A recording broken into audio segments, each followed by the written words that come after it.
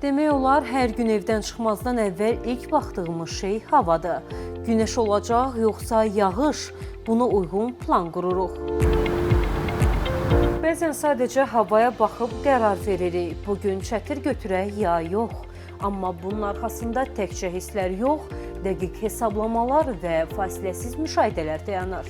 Çox vaxt unuduruq, hava sadəcə təbiət hadisəsi deyil, o həyatımızın ritmini müəyyən edən görünməz bir qüvvədir. Bəziləri üçün bu sadəcə proqnozdur, amma bəziləri üçün bu məsuliyyətdir. Gecə-gündüz fasiləsiz işləyən insanlar var. Onlar havanı təxmin etmirlər, onu analiz edirlər. Minlərlə məlumat, onlarla model, saniyələrlə ölçülən qərarlar. Çünki bir yanlış proqnoz bəzən böyük risklərə səbəb ola bilər.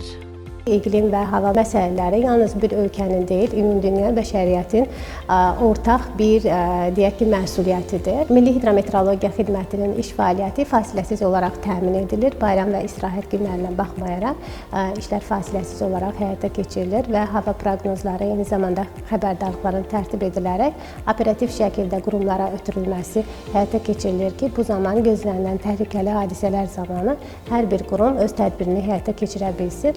Meteorologiya xidmətinin fəaliyyəti fasiləsizdir. Gecə və gündüz növbə ilə işləyən mütəxəssislər məlumatları operativ şəkildə analiz edir və proqnozlarını yeniləyirlər. Hazırlanan proqnozlar və xəbərdarlıqlar aidiyyəti qurumlara təqdim olunur ki, mümkün risklərə qarşı qabaqlayıcı tədbirlər görülsün. Ölkə üzrə hava şəraiti ilə bağlı məlumatlar məhz burada, situasiya mərkəzində toplanır. Radar, peyk görüntüləri və meteoroloji stansiyalardan gələn göstəricilər burada analiz edilir və nəticədə proqnozlar hazırlanır. Küləkli hava şəraiti haqqında məlumatlar hazırlanır. Hava şəraitinin dəyişməsi əlaqədar o güclü küləkli hava şəraiti olanda artıq dalğanın da yüksəlməsinə səbəb olur. Meteorologiya sadəcə sabahın havası demək deyil, bu təhlükələri öncədən görməkdir. Güclü külək, leysan yağış, qəfil dəyişən hava, bütün bunlar baş verməmişdən əvvəl artıq bunu bilən mütəxəssislər olur. Bir xəbərdarlıq mesajı, bir düzgün verilmiş qərar, bəzən yolların bağlanmasının qarşısını alır, bəzən isə daha dəyərlisi, insan həyatını qoruyur. Bu işdə səhv etmək olmaz. Situasiya mərkəzində əsas iş prinsiplərindən biri məlumatları vaxtında, dəqiq, düzgün formada lazımi orqanlara ötürməkdən ibarətdir. Belə ki, avtomat stansiyalardan gələn məlumatlar vaxtında toplanılır və bu məlumatlar proqnozların dəqiqləşdirilməsində, faktiki hava məlumatlarının ötürülməsində böyük əhəmiyyət kəsb edir. Radar məlumatları ilə həm faktiki məlumatları, həm də yaxın 2-3 saat ərzində təhlükəli atmosfer hadisələrinin izlənilməsində əsas rol oynayır. Hava proqnozu bir neçə rəqəmdən ibarət deyil. Bu mürəkkəb hesablamaların, texnologiyanın və təcrübənin vəhdətidir. Müasir meteorologiyada texnologiyanın rolu böyükdür. Peyk görüntüləri vasitəsilə buludların hərəkəti izlənilir. Radarlar yağıntı zonalarını müəyyən edir. Proqnoz modelləri isə atmosfer proseslərini əvvəlcədən hesablamağa imkan verir. Bütün bu məlumatlar bir mərkəzdə toplanaraq kompleks şəkildə analiz edilir.